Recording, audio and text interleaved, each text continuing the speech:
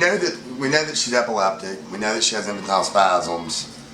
We know that she has microcephaly. So we know that she has things.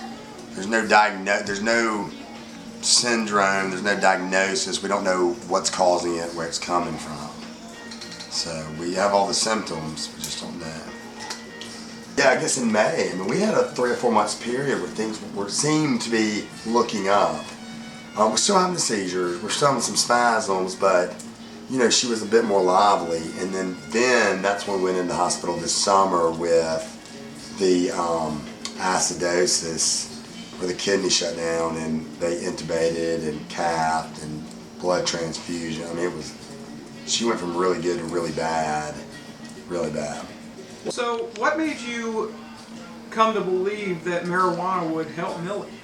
I'd heard about it, and we had talked about it some, but it was sort of like one of those, sounds too good to be true, and if it sounds too good to be true, then it's probably not true. Right. And so we kind of just put it on the back shelf. We live as holistically as possible. We do supplements, probiotics, you know, all that good stuff, keep our bodies healthy.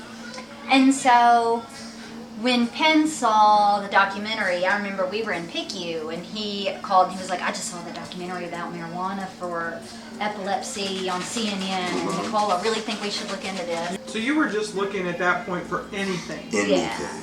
And you hear this documentary and you're like, this could work for my child. Yeah, so I'd come in from the hospital and I called the documentary and I called Nicole and said, we really need to look into this. At that point, we're looking for anything.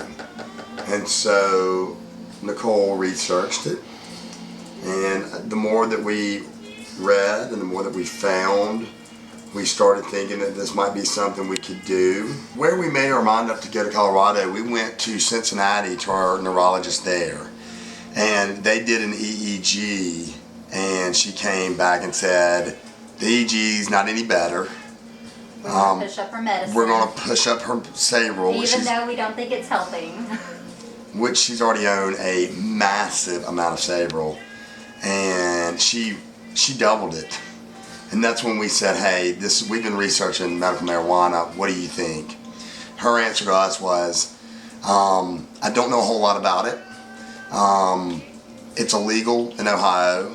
I can't prescribe it, but I would recommend maybe you give it a shot.